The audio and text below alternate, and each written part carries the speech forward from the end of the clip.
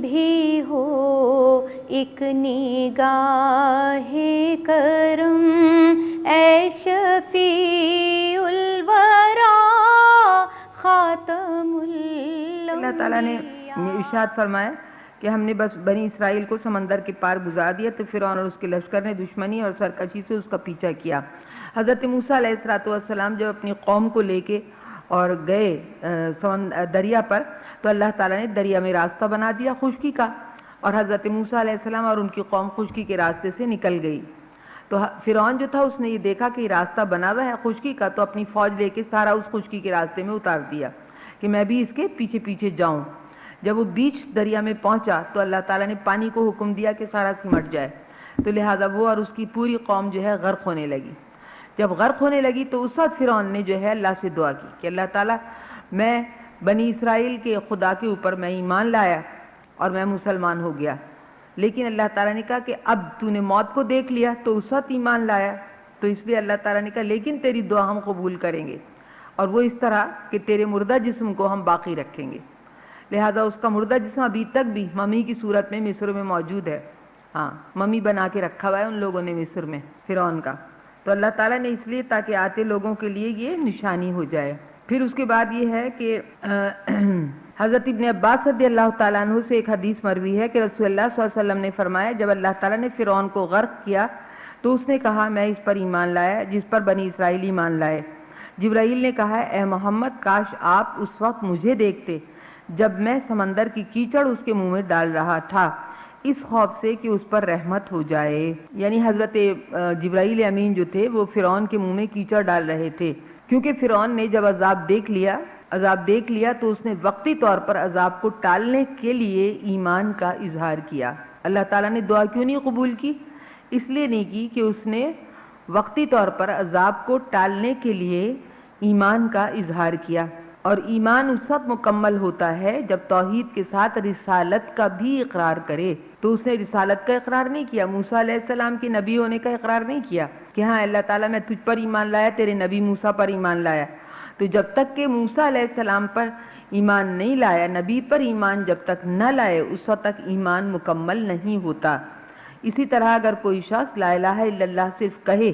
تو وہ مسلمان نہیں ہوتا۔ لا الہ الا اللہ تو شیطان بھی کہتا تھا، شیطان توحید کو مانتا تھا، مگر کیونکہ حضور کی رسالت پر، حضرت آدم کی رسالت پر ایمان نہیں لایا تھا شیطان، اس وجہ سے وہ بھی راندہ درگاہ ہوا۔ اور دنیا میں بھی جو شخص لا الہ الا اللہ کہے، محمد رسول اللہ نہ کہے تو وہ ایمان والا نہیں ہوتا۔ اچھا، یہاں پہ حضرت جبرائیل امین اس کی مٹی منہ میں ڈالنے کے لیے ایک وجہ یہ بھی ہو سکتی ہے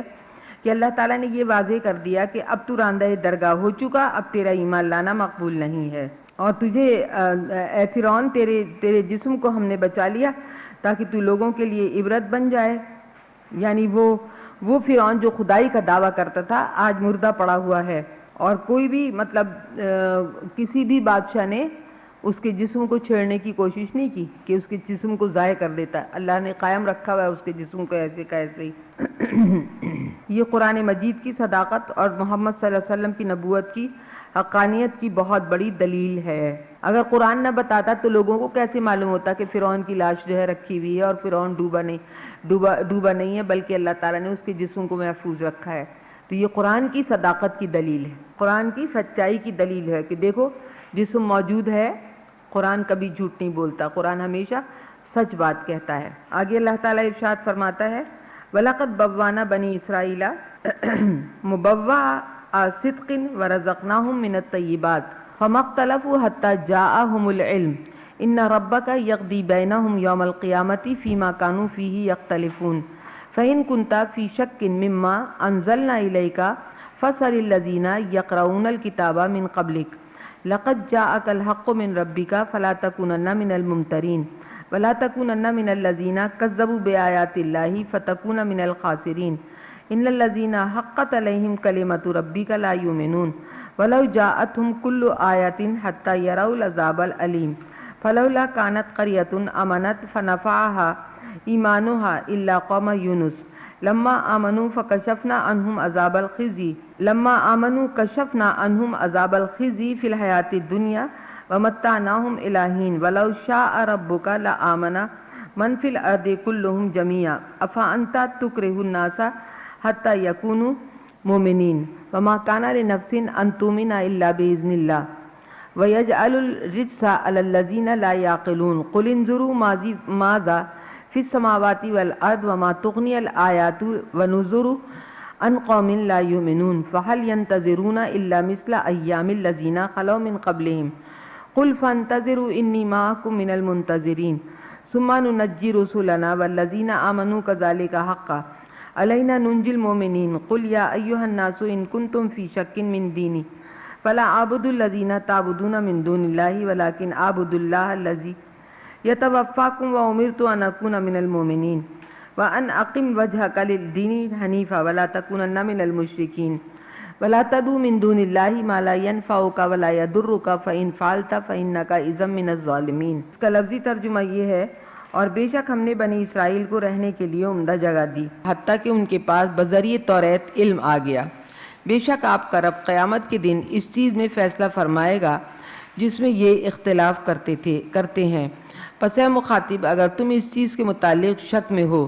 جس کو ہم نے تمہاری طرف نازل کیا ہے تو ان لوگوں سے پوچھ لو جو تم سے پہلے کتاب کو پڑھتے ہیں۔ بے شک تمہارے رب کی طرف سے حق آ گیا، پس تم شک کرنے والوں میں سے ہرگز نہ ہو جانا، اور ان لوگوں میں سے ہرگز نہ ہو جانا جنہوں نے اللہ کی آیتوں کی تکذیب کی، ورنہ تم نقصان اٹھانے والوں میں سے ہو جاؤ گے۔ اے رسول مکرم صلی اللہ علیہ وسلم، بے شک جن لوگوں پر آپ کے رب کا حکم صادر ہو چکا ہے وہ ایمان نہیں لائیں گے، خواہ ان کے پاس تمام نشانیاں آ جائیں، حتیٰ کہ وہ دردناک عذاب کو بھی دیکھ لیں۔ تو کوئی بستی ایسی کیوں نہ ہوئی کہ وہ عذاب کی نشانی دیکھ کر ایمان لے آتی تو اس کا ایمان اس کو نفع دیتا، سوائے یونس کی قوم کے کہ جب وہ ایمان لے آئی تو ہم نے اس سے دنیا کی زندگی میں ذلت کا عذاب دور کر دیا، ہم نے ان کو ایک وقت مقرر تک فائدہ پہنچایا، اور اگر آپ کا رب چاہتا تو روئے زمین کے تمام لوگ ایمان لے آتے، تو کیا آپ لوگوں پر جبر کریں گے حتیٰ کہ وہ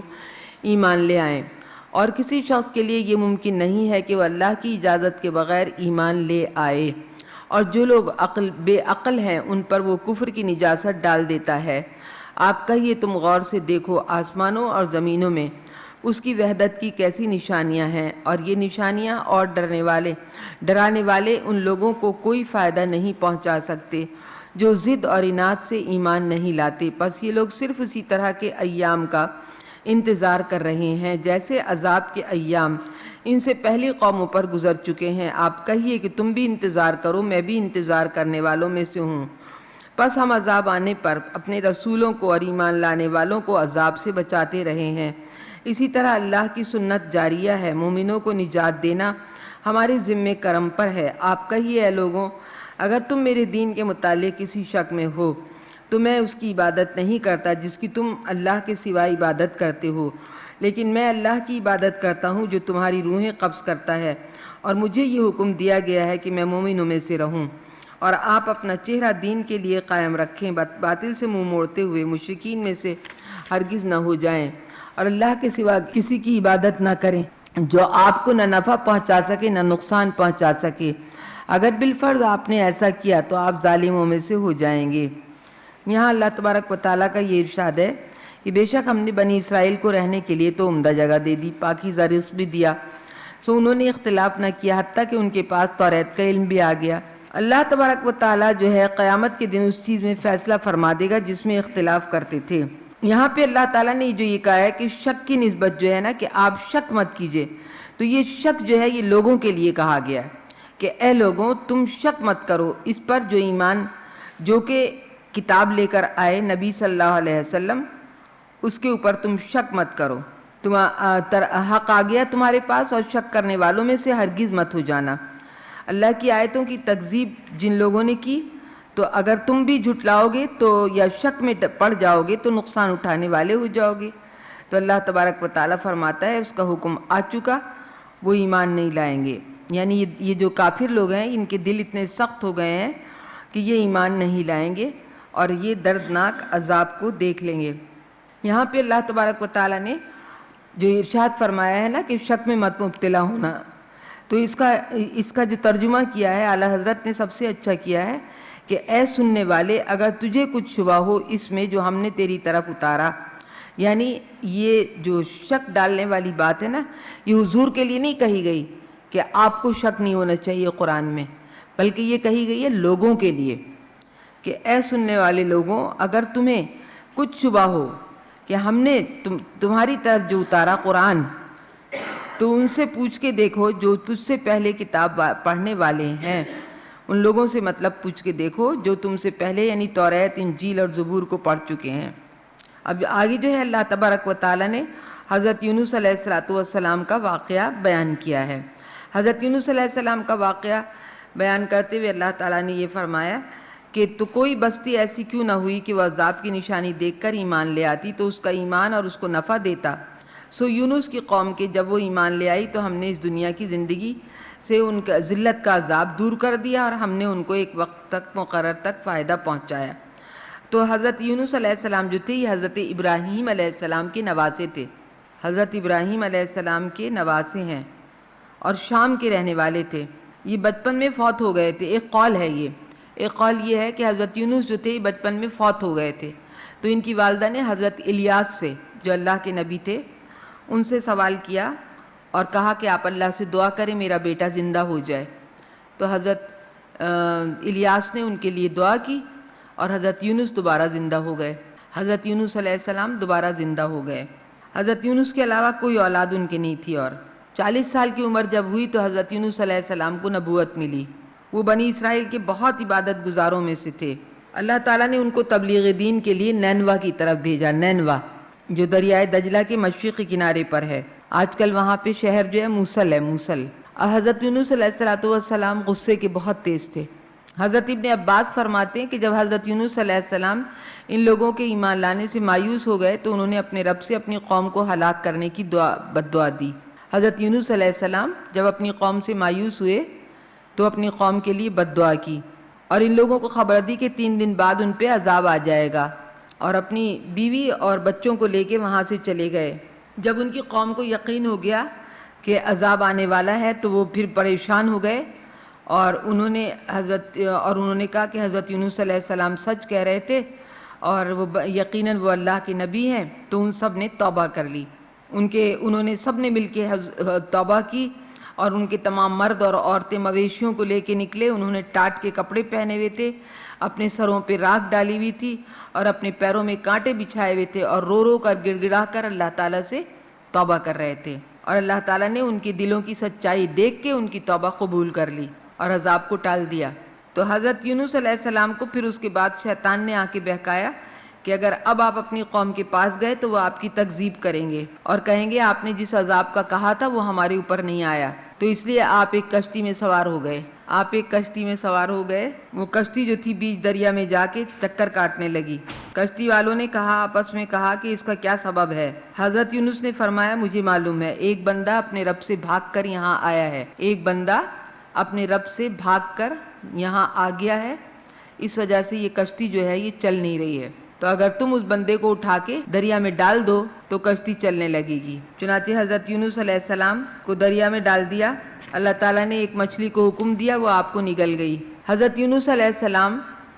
کے متعلق 3 روایتیں ہیں، ایک یہ کہ آپ 40 دن اس کے پیٹ میں رہے مچھلی کے، ایک روایت ہے کہ 7 دن آپ مچھلی کے پیٹ میں رہے، ایک روایت ہے کہ آپ 3 دن مچھلی کے پیٹ میں رہے۔ غرض یہ کہ آپ نے 3 اندھیروں میں قید کاٹی، 3 اندھیرے دیکھے۔ 3 اندھیرے کون سے؟ رات کا اندھیرا، پانی کا اندھیرا اور مچھلی کے پیٹ کا اندھیرا، 3 اندھیرے تھے جن میں آپ نے قید برداشت کی۔ جب 40 دن پورے ہو گئے تو پھر تاریکیوں میں انہوں نے پکارا، اے اللہ، یہ نا فنادى فی الظلمات ان لا الہ الا انت سبحانک انی کنت من الظالمین، سورہ انبیاء میں ہے کہ پھر تاریکیوں میں انہوں نے پکارا، اے اللہ تیرے سوا عبادت کا کوئی مستحق نہیں، تو پاک ہے، بے شک میں زیادتی کرنے والوں میں سے تھا۔ پھر فرشتوں نے ان کے رونے کی آواز سن لی، گریہ ازاری کی، تو فرشتے ان کے ساتھ ساتھ رونے لگے۔ پھر اللہ تبارک و تعالیٰ کو رحم آ گیا، اللہ تعالیٰ نے فرمایا یہ میرا بندہ یونس ہے، اس سے ایک اجتہادی خطا ہو گئی تو میں نے اس کو دریا میں مچھلی کے پیٹ میں قید کر لیا۔ فرشتوں نے کہا اے رب یہ نیک بندہ ہے، صبح اور شام اس کے بکثرت نیک اعمال آسمانوں کے اوپر جاتے ہیں۔ فرمایا ہاں۔ پھر اللہ تعالیٰ نے مچھلی کو حکم دیا دریائے دجلہ کے کنارے پہ آپ کو حضرت یونس کو اگلا، دریائے دجلہ کے کنارے پہ اگلا تو اسی وقت اللہ تعالیٰ نے زمین پر پھیلنے والا کدو کا درخت لگا دیا، کدو کا لوکی یعنی لوکی کا درخت اگا دیا، اور حضرت یونس کو 1,70,000 آدمیوں کی ہدایت کے لیے پھر بھیج دیا۔ حضرت یونس علیہ السلام کی طرف ایک چرواہا آیا اور اس چرواہا نے اپنی بکری سے دودھ ان کو پلانا شروع کیا، اور پھر واپس ان کی قوم میں جا کر ان کو بتایا کہ یونس علیہ السلام کو میں دیکھ کر آیا ہوں۔ پھر ان کی قوم ان کو لینے کے لیے آئی حضرت یونس علیہ السلام کو۔ حضرت یونس علیہ السلام نے اللہ سے دعا کی کہ مجھے زمین میں چلنے پھرنے کے لیے اور تبلیغ دین کرنے کا اجازت دے دے، تو اللہ تعالیٰ نے حضرت یونس علیہ السلام کو اجازت دے دی اور آپ چل پھر کر تبلیغ دین کرتے رہے، اور چرواہے کو اللہ تعالیٰ نے بادشاہت دے دی کیونکہ اس نے نبی کو پہچانا تھا نا اور پیغام پہنچایا تھا ان کی قوم تک، تو چرواہے کو وہاں کا بادشاہ بنا دیا۔ اللہ کی دین ہے۔ آگے اللہ تعالیٰ کا ارشاد ہے، تو جو کوئی بستی ایسی کیوں نہ ہوئی کہ وہ عذاب کی نشانی دیکھ کے ایمان لے آتی تو اس کا ایمان اس کو نفع دیتا۔ یونس کی قوم کہ جب وہ ایمان لے آئی تو ہم نے اس دنیا کی ذلت کا عذاب جو ہے وہ ان پر سے ختم کر دیا۔ اس کا مطلب یہ کہ جب کوئی قوم توبہ کر لیتی ہے، اللہ سے معافی مانگ لیتی ہے، تو اللہ تعالیٰ بڑے بڑے عذابوں کو ٹال دیتا ہے، اور اللہ تعالیٰ نے پھر ان کی قوم کو بھی بہت خوشحال کیا حضرت یونس علیہ السلام کی۔ روئے زمین کے تمام لوگوں کو مومن بنانا اللہ تعالیٰ کی قدرت میں ہے، لیکن اس کی حکمت میں نہیں ہے۔ یہاں اللہ تبارک و تعالیٰ کفار مکہ کو جواب دے رہا ہے کہ تم جو ہر وقت عذاب الہی مانگتے ہو اور ہمارے نبی سے کہتے ہو کہ ہم پہ عذاب کیوں نہیں آتا، تو تم یہ دیکھ لو کہ تم سے پہلے لوگوں نے جب عذاب طلب کیا تو ان پر کیسا عذاب آیا۔ اس لیے حضرت نوح کا قصہ بیان کیا، پھر توبہ کرنے والی قوم حضرت یونس کا قصہ بیان کیا کہ دیکھو جو توبہ کر لیتے ہیں ان کو اللہ تعالیٰ بخش دیتا ہے، جو توبہ نہیں کرتے اللہ تبارک و تعالیٰ ان کو غرق کر دیتا ہے۔ یہ اس لیے اللہ تعالیٰ نے بیان کیا، دونوں مثالیں اللہ تعالیٰ نے بیان کر دی تاکہ قریش مکہ جو ہیں وہ اس حکمت کو سمجھیں اور ایمان لائیں۔ اللہ تعالیٰ نے انسان کو ایمان لانے کا اختیار دیا ہے کہ یا وہ ایمان لائے یا وہ کفر پر قائم رہے۔ جب وہ کفر پر بہت سختی کے ساتھ قائم رہتا ہے تو پھر اللہ تعالیٰ مہر لگا دیتا ہے کہ یہ ایمان نہیں لائے گا۔ پھر اللہ تعالیٰ پھر اپنی نشانی بیان کرتا ہے آگے کی آیت میں 101 نمبر آیت میں کہ آپ کہیے کہ تم غور سے دیکھو آسمانوں اور زمینوں میں کہ اس کے وحدت کی کیسی نشانیاں ہیں، اور یہ نشانیاں ڈرانے والے ان لوگوں کو کوئی فائدہ نہیں پہنچا سکتے جو ضد اور اناد کی وجہ سے ایمان نہیں لاتے۔ یہاں اللہ تعالیٰ اپنی نشانیاں بیان کرتا ہے کہ اللہ تعالیٰ نے مختلف جگہوں پہ اپنی نشانیاں بیان کی ہیں، بار بار ان لوگوں کو بیان کی ہیں کہ کسی طرح اللہ کو ایک مان لیں کہ دیکھو رات اور دن کس طرح ان میں اختلاف ہے، پھر بھی رات اپنے وقت پہ نکلتی ہے، دن اپنے وقت پہ نکلتا ہے، بارش اپنے وقت پہ ہوتی ہے، دریا میں سیلاب اور طوفانوں میں، کھیتوں میں، باغات میں، ہر جگہ جو ہے یہ اللہ تعالیٰ کی حکومت چلتی ہے۔ ان سب کا ایک نظام ہے جو اللہ تعالیٰ نے قائم کیا ہے۔ خود انسان کے جسم کا نظام بھی تو کتنا باریک نظام ہے، مگر دیکھو اللہ تعالیٰ نے وہ چلایا ہوا ہے ہر انسان کے اندر، پھر بھی انسان یہ غور نہیں کرتا کہ اللہ ایک ہے۔ اس کے بعد اللہ تعالیٰ نے فرمایا اللہ کے سوا کسی کی عبادت نہ کریں، اور جو آپ کو نہ نفع پہنچا سکے نہ نقصان پہنچا سکے، اور اگر بالفرض آپ نے ایسا کیا تو آپ ظالموں میں سے ہو جائیں گے، کیونکہ ظلم کہتے ہیں کسی چیز کو اس کے غلط مقام پہ رکھ دینا۔ اچھا، ان تینوں آیتوں میں تعریض ہے، ذکر رسول اللہ صلی اللہ علیہ وسلم کا کیا گیا ہے، اور مراد یہاں پہ آپ کی امت ہے، مراد یہاں پہ آپ کی امت ہے۔ پہلی آیت میں فرمایا مجھے یہ حکم دیا گیا ہے کہ میں مومنوں سے رہوں۔ آپ تو پیدائشی اور دائمی مومن ہے۔ اس میں امت کو بتایا ہے کہ جب ہمارے نبی پر یہ حکم ہے تو تم پر بھی یہی حکم ہے، جب ہمارے نبی پر یہ حکم ہے تو تم پر بھی یہی حکم ہے۔ اور دوسری آیت میں ارشاد فرمایا کہ آپ مشرکین میں سے ہرگز نہ ہو جائیں۔ ظاہر ہے کہ آپ معصوم ہیں، آپ کا مشرک ہونا کیسے متصور ہو سکتا ہے؟ سو اس حکم سے بھی آپ کی امت مراد ہے، اس حکم سے بھی آپ کی امت مراد ہے۔ اور تیسری آیت میں فرمایا اور اگر بالفرض آپ نے ایسا کیا تو آپ ظالموں میں سے ہو جائیں گے، یہ اس سے بھی مراد آپ کی امت ہے۔ آگے کی آیت میں اللہ تعالیٰ ارشاد فرماتا ہے وَإِن يَمْسَسْكَ كَاللَّهُ بِضُرٍّ فَلَا كَاشِفَ لَهُ إِلَّا هُوَ وَإِن يُرِدْكَ بِخَيْرٍ فَلَا رَادَّ لِفَضْلِهِ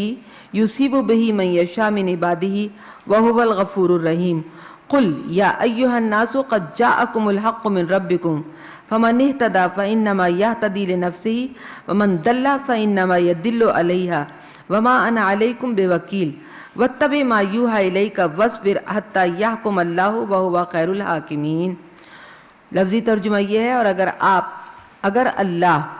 آپ کو کوئی تکلیف پہنچائے تو اس کے سوائے اس تکلیف کو کوئی دور کرنے والا نہیں ہے، اور اگر وہ آپ کے لیے کسی خیر کا ارادہ کرے تو اس کے فضل کو کوئی رد کرنے والا نہیں ہے۔ وہ اپنے بندوں میں سے جس کو چاہتا ہے اپنا فضل پہنچاتا ہے، اور وہی بے حد بخشنے والا بہت رحم فرمانے والا ہے۔ آپ کہیے اے لوگو، بے شک تمہارے رب کی طرف سے تمہارے پاس حق آ چکا، تو جس شخص نے ہدایت کو اختیار کیا تو اس نے اپنے ہی فائدے کے لیے ہدایت کو اختیار کیا، اور جس شخص نے گمراہی کو اختیار کیا تو اس نے اپنے ہی ضرر کے لیے گمراہی کو اختیار کیا، اور میں تم پر جبر کرنے والا نہیں ہوں۔ اور آپ اسی کی اتباع کیجئے جس کی آپ پر وحی کی جاتی ہے، اور صبر کیجئے حتیٰ کہ اللہ فیصلہ فرمائے، اور سب سے زیادہ بہتر فیصلہ فرمانے والا ہے۔ یہاں پہ اللہ تبارک و تعالیٰ نے جو پہلی آیت میں ارشاد فرمایا وہ یہ، اور اگر اللہ آپ کو کوئی تکلیف پہنچائے تو اس کے سوائے اس تکلیف کو کوئی دور کرنے والا نہیں، اور اگر خیر کا ارادہ کرے تو کوئی اس کو رد کرنے والا نہیں، اور وہ اپنے بندے میں سے جس کو چاہتا ہے اپنا فضل دیتا ہے، کیونکہ وہ بہت مہربان اور رحم کرنے والا ہے۔ مطلب کیا ہے کہ ہر قسم کا نقصان اور ہر طرح کا نفع اللہ تعالیٰ کی قدرت اور اس کے قضاء و قدر کے تحت واقع ہوتا ہے۔ ہر طرح کا نفع، ہر طرح کا نقصان سب اللہ ہی کی طرف سے ہوتا ہے، اور اس میں اس کا کوئی شریک نہیں ہے، اور وہی عبادت کا مستحق ہے۔ حدیث شریف لکھے اس میں ایک حضرت انس بن مالک رضی اللہ عنہ ارشاد فرماتے ہیں کہ رسول اللہ صلی اللہ علیہ وسلم نے فرمایا کہ ہر وقت اللہ تعالیٰ سے خیر طلب کرتے رہو، اور اللہ تعالیٰ کی رحمت کی خوشبودار ہواؤں کے پیچھے پڑے رہو، کیونکہ اللہ تعالیٰ اپنی رحمت کی خوشبودار ہوائیں اپنے بندوں میں سے جسے چاہے پہنچاتا ہے۔ اور اللہ تعالیٰ سے یہ سوال کرو کہ وہ تمہارے عیوب کو چھپائے اور تم کو تمہارے خوف کی چیزوں سے محفوظ رکھے، اور تم کو تمہارے خوف کی چیزوں سے محفوظ رکھے۔ دیکھیے، بندے کے لیے اپنے گناہوں کو چھپانا واجب ہے، اپنے گناہوں کا علل اعلان کسی کے سامنے نہیں بتانا چاہیے۔ آپ نے اگر روزہ نہیں رکھا تو آپ کو یہ حکم نہیں ہے کہ آپ دوسروں کے سامنے بیان کریں کہ میں نے روزہ نہیں رکھا، یا میں نے نماز نہیں پڑھی، یا میں تو زکوٰۃ نہیں دیتی، یا مجھے تو حج نہیں کرنا۔ اس طرح کی باتیں جو ہیں یہ دوسروں کے سامنے کبھی بھی نہیں کہنی چاہیے۔ اپنے جو بھی انسان کرتا ہے اس کو چھپانا چاہیے، چھپانا واجب ہے، اور ظاہر کرنا جو ہے وہ حرام ہے۔ اپنے گناہوں کو چھپانا واجب ہے اور ظاہر کرنا جو ہے وہ حرام ہے۔ حدیث شریف جو ہے وہ یہ ہے کہ حضرت انس بن مالک رضی اللہ تعالیٰ عنہ ارشاد فرماتے ہیں کہ رسول اللہ صلی اللہ علیہ وسلم نے فرمایا، ہر وقت اللہ تعالیٰ سے خیر طلب کرتے رہو، اور اللہ تعالیٰ کی رحمت کی خوشبودار ہواؤں کے پیچھے پڑے رہو، اور اللہ تعالیٰ کی رحمت کی خوشبودار ہواؤں کے پیچھے پڑے رہو، کیونکہ اللہ تعالیٰ اپنی رحمت کی خوشبودار ہوائیں اپنے بندوں میں سے جس کو چاہے پہنچاتا ہے۔ اور اللہ تعالیٰ سے یہ سوال کرو کہ وہ تمہارے عیوب کو چھپائے، اور اللہ تعالیٰ سے سوال کرو کہ وہ تمہارے عیوب کو چھپائے اور تم کو تمہارے خوف کی چیزوں سے محفوظ رکھے۔ حضرت ابو ہریرہ رضی اللہ تعالیٰ عنہ سے ایک دوسری حدیث لکھ لیجئے، مروی ہے کہ رسول اللہ صلی اللہ علیہ وسلم نے فرمایا، جس شخص نے اپنے مسلمان بھائی سے دنیا کی کوئی پریشانی دور کی، اللہ اس کی آخرت کی پریشانیوں میں سے کوئی پریشانی دور کر دے گا۔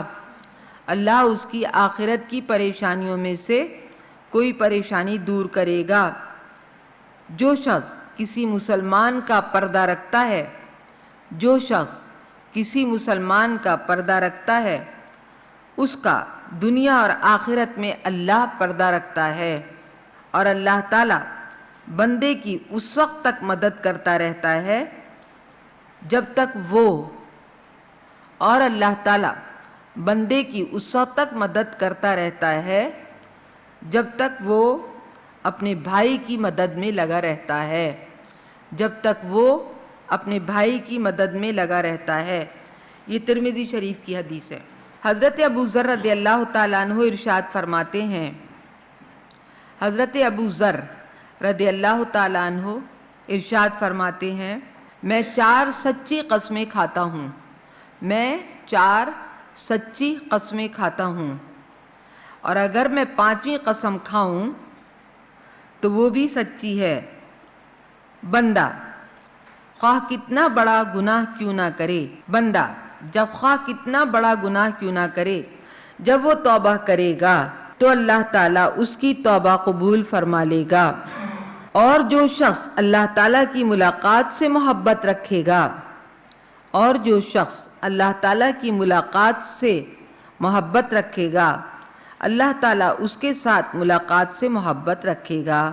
اور جو بندہ جس قوم سے محبت رکھے گا، اور جو بندہ جس قوم سے محبت رکھے گا، اللہ تعالیٰ قیامت کے دن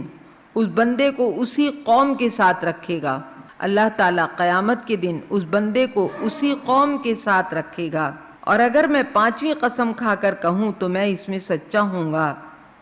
کہ اللہ تعالیٰ جس بندے کا دنیا میں پردہ رکھتا ہے، قیامت کے دن بھی اس کا پردہ رکھے گا۔ آخر میں اللہ تعالیٰ ارشاد فرماتا ہے آپ کہیے اے لوگو بے شک تمہارے رب کی طرف سے تمہارے پاس حق آ چکا، تو جس شخص نے ہدایت کو اختیار کیا اس نے اپنے ہی فائدے کے لیے ہدایت کو اختیار کیا، اور جس شخص نے گمراہی کو اختیار کیا تو اس نے اپنے ہی ضرر کے لیے گمراہی کو اختیار کیا، اور میں تم پر جبر کرنے والا نہیں ہوں۔ رسول اللہ صلی اللہ علیہ وسلم نے انتہائی تبلیغ کر دی۔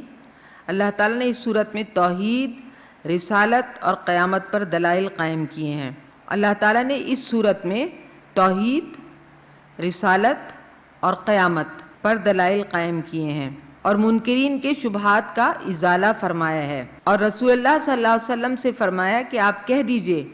کہ میں تم کو ہدایت پر مجبور کرنے والا نہیں ہوں، تم تک ثواب عظیم کو پہنچانے کے لیے اور تم کو عذاب علیم سے چھڑانے کے لیے اس سے زیادہ کوشش کی ضرورت نہیں جتنی کوشش میں کر چکا ہوں۔ آپ کہہ دیں کہ میں تم کو ہدایت پر مجبور کرنے والا نہیں، تم تک ثواب عظیم کو پہنچانے کے لیے اور عذاب علیم سے چھڑانے کے لیے اس سے زیادہ کوشش کی ضرورت نہیں جتنی کوشش میں کر چکا ہوں۔ پھر زیادتیوں پر صبر کرنے کا حکم ہے۔ اس آیت میں آپ کو صبر کرنے کا حکم دیا گیا ہے، یعنی عبادت کی مشقت پر آپ صبر کیجئے، اور دشمنان اسلام کی جو اذیتیں آپ کو پہنچ رہی ہیں اس پہ بھی آپ صبر کیجئے۔ آپ نے امت کو بھی زیادتیوں پر صبر کرنے کا حکم دیا ہے۔ وآخر دعوانا ان الحمدللہ رب العالمین۔ تعالیٰ ہمارے گناہوں کو بخش دے، ہماری خطاؤں کو معاف کر دے۔ اللہ تعالیٰ ہم نے جو کچھ پڑھا ہے اس کے اوپر ہمیں چلنے کی توفیق عطا فرما، عمل کرنے کی توفیق عطا فرما۔ اللہ تعالیٰ ہمیں، ہماری اولادوں کو، اولاد در اولاد کو اللہ تبارک و تعالیٰ صراط مستقیم پر رکھے۔ قرآن پڑھنے، قرآن سمجھنے اور قرآن پر عمل کرنے کی سب کو توفیق عطا فرما۔ اللہ تبارک و تعالیٰ ہم سب کو 5 وقتہ نمازی بنا، ہم سب کو قرآن پڑھنے کی توفیق عطا فرما۔ خداوندہ ہم سب کے رزق اور روزی میں برکت عطا فرما، رزق اور روزی میں وسعت عطا فرما، جو مقروض ہیں انہیں قرض سے سبکدوشی عطا فرما، بیماروں کو صحت کلی عطا فرما، ہمارے جسم و جان میں طاقت اور توانائی عطا فرما۔ اللہ تبارک و تعالی ہماری کنواری بچیوں کو اچھے برنصیب فرما، شادی شدہ بچیوں کو اپنے گھروں میں چین اور سکون عطا فرما۔ اللہ تعالی ہمارے گناہوں کو بخش دے، ہماری خطاؤں کو معاف کر دے، ہم سب کو قبر کے عذاب سے بچا، جہنم کی آگ سے بچا، قیامت کے دن حضور کی شفاعت نصیب فرما۔ ربنا تقبل منا انک انت السمیع العلیم۔ میری جان بھی ہو ایک نگاہ کرم، اے شفیع الورا خاتم